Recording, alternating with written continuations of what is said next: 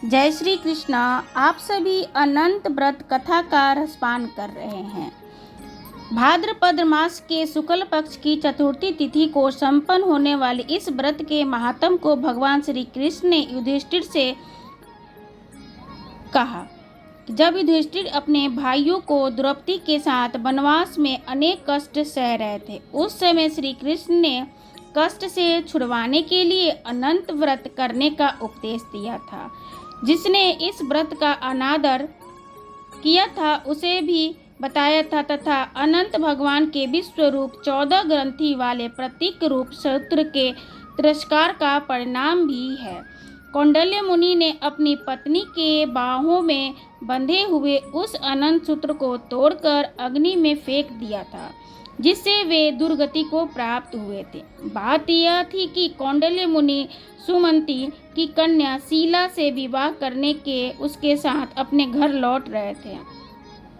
उस समय रास्ते में नदी के किनारे स्त्रियों का अनंत व्रत करते हुए देख शीला ने भी अनंत व्रत किया और अपनी बाहों में अनंत सूत्र को बांध लिया, जिसके प्रभाव से थोड़े ही दिनों में उसका घर धन धान्य से भर गया। एक दिन कौंडल्य की दृष्टि अपनी पत्नी के बाहों पे पड़ी। अनंत सूत्र जहाँ बंधी हुई थी देखकर मुनि स्त्री से कहने लगे, क्या तुमने मुझे अपने वश में करने के लिए सूत्र बांधा है? उन्होंने कहा कि अनंत भगवान का ये सूत्र है, किंतु ऐश्वर्य में के मद में क्रोध होकर कौंडल्य ने उसे तोड़कर आग में फेंक दिया था। प्रायः लोग धन के मद में मतवाले हो जाते हैं, किसी को कुछ समझते नहीं हैं और सहसे अनुचित कार्य कर बैठते हैं, जिसका परिणाम ये होता है कि शुभ कर्म से प्राप्त संपत्ति भी नष्ट हो जाती है।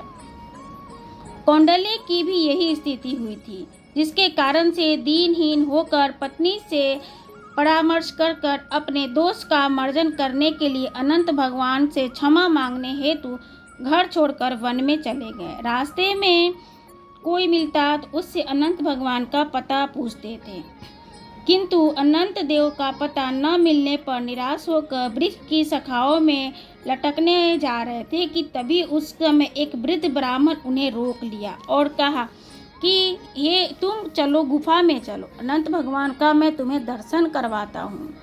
जब वे ब्राह्मण के साथ गुफा में गए तो अनंत भगवान को वहाँ पे चतुर रूप में उनको दर्शन दिए। भगवान ने मुनि से कहा कि तुमने अनंत सूत्र का तिरस्कार किया है, उसके मार्जन ये उपाय यही है कि तुम 14 वर्षों तक अनंत का व्रत का पालन करो। इसे तुम्हारी सारे पाप नष्ट हो जाएंगे तथा नष्ट हुई संपत्ति पुनः प्राप्त हो जाएगी और तुम सुखी हो जाओगे। कौंडल्य ने इसे सहर्ष स्वीकार कर लिया। भगवान ने पुनः कहा कि जीव पूर्व जन्म के दुष्कर्म फल भोगता है, जिसके कारण उसे अपने अनंत रूप का आत्मा का साक्षात्कार नहीं होता है। जब काम, क्रोध, लोभ आदि दोषों से पिंड छुड़ाना चाहता है, तभी मनुष्य का मन निर्मल होकर अपने आप को प्रभु के लिए समर्पित करता है। तब भगवान दर्शन देते हैं, अन्यथा पूर्व जन्म के अनेक के कुसंगति संस्कारों के कारण इधर उधर ही भटकता रहता है, कभी वो शांत नहीं होता। क्रोध और अभिमान को छोड़कर भगवान अनंत की खोज में आगे बढ़े हुए सद्गुरु के रूप में उपस्थित होकर भगवान बुद्धि रूपी गुफा में उन्हें अपना दर्शन कराया। निष्कर्ष ये है कि भगवान अनंत सर्वत्र व्यापक हैं।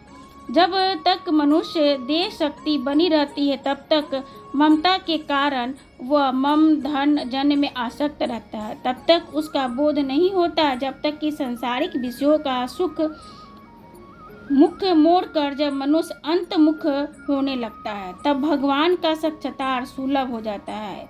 अतः इस व्रत का अनुष्ठान करने से मुक्ति और भुक्ति दोनों ही उपलब्ध हो जाती है। इसका संकेत अनंत सूत्र धारण की प्रार्थना में इस प्रकार कहा गया है।